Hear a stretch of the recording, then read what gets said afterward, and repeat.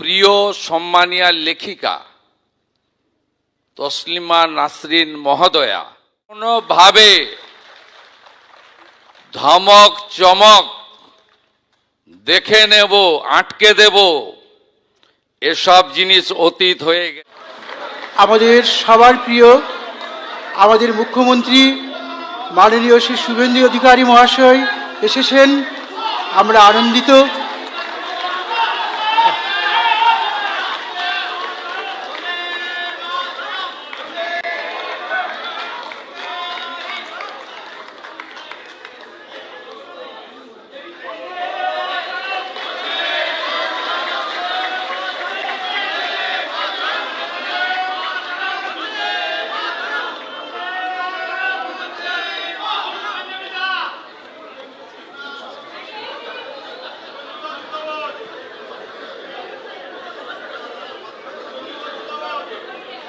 পশ্চিমবঙ্গের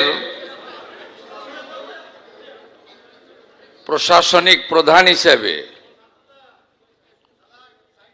শৃঙ্খল মুক্ত পশ্চিমবঙ্গ, বাঁধন মুক্ত পশ্চিমবঙ্গ, যেখানে সংবিধানের প্রতিটি স্তম্ভ সুরক্ষিত, সেই পশ্চিমবঙ্গে সবার আসার সুযোগ রয়েছে, সবার কথা বলার বাক স্বাধীনতা রয়েছে এবং আজকে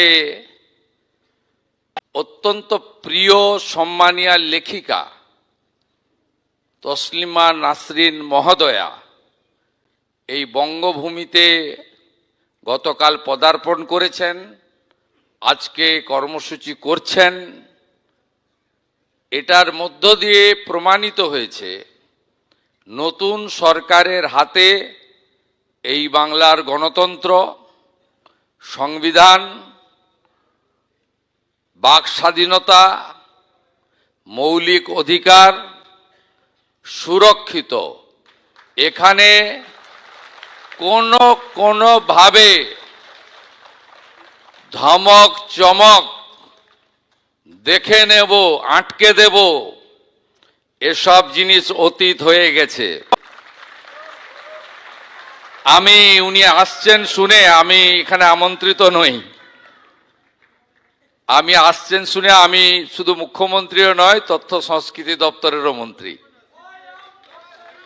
আমি উনাকে স্বাগত জানালাম বন্দে মাতরমের সার্ধশতবর্ষ ঋষি বঙ্কিমচন্দ্রের ছবি দিয়ে। পশ্চিমবঙ্গে আপনি স্বাগত। আপনি লেখিকা, আপনার লেখা সবাই পড়ে, আপনার গুণগ্রাহীর সংখ্যা প্রচুর। আপনি এখানে ভালো করে বলুন এবং পশ্চিমবঙ্গের যে ব্যবস্থার পরিবর্তন হয়েছে সেইটা নিশ্চিতভাবে আপনার অভিজ্ঞতায় আপনি দেখেছেন। একবার নয়, আপনি যখনই মনে করবেন বারে বারে আসবেন। সুরক্ষিত পশ্চিমবঙ্গে আপনাকে নিরাপত্তা দেওয়ার দায়িত্ব রাজ্যের মুখ্যমন্ত্রী তথা পুলিশ মন্ত্রী শুভেন্দু অধিকারীর। সবাই খুব ভালো থাকবেন, সবাই খুব ভালো থাকবেন। শুধু মুখের পরিবর্তন হয়নি, ব্যবস্থারও পরিবর্তন হয়েছে।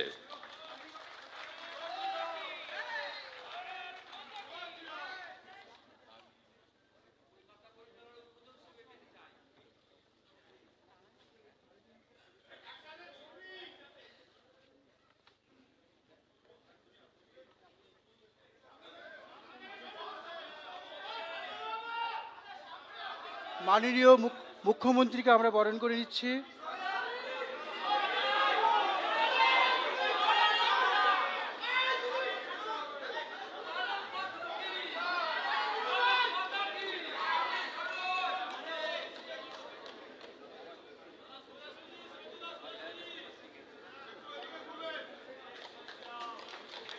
আচ্ছা,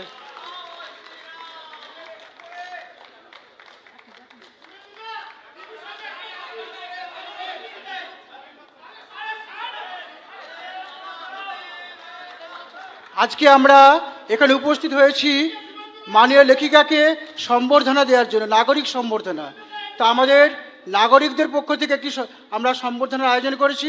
সেই সম্বর্ধনার স্মারক মাননীয় মুখ্যমন্ত্রী আমাদের লেখিকার হাতে তুলে দেবেন। আমরা অনুরোধ করছি সবরই জানা এবং শিউলি সাহাকে, আমাদের যে স্মারক আমরা তৈরি করেছি মাননীয় লেখিকার সম্মানে এবং যে উপহার এনেছি সেটি মুখ্যমন্ত্রীর হাতে দিন। মুখ্যমন্ত্রী আমাদের নাগরিক সমাজের পক্ষ থেকে, আমাদের বরিষ্ঠ সমাজের পক্ষ থেকে, আপনাদের সত্যিমণ্ডলীর পক্ষ থেকে আমাদের প্রিয় লেখিকা তসলিমা নাসরিনের হাতে তুলে দেবেন। বরণ করে নিচ্ছেন শিউলি সাহা ও